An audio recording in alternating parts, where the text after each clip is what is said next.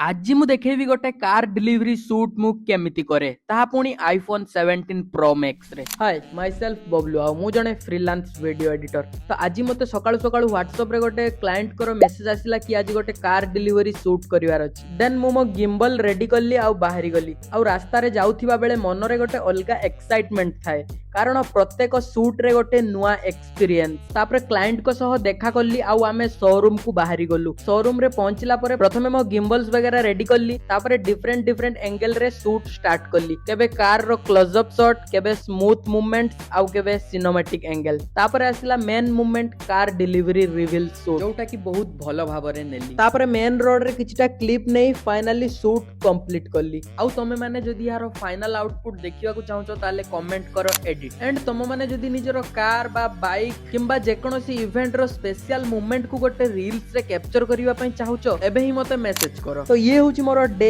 7 देखा हबा हमें पुणी डे 8 रे। आउ एहा होची मो स्वप्न रो बाट।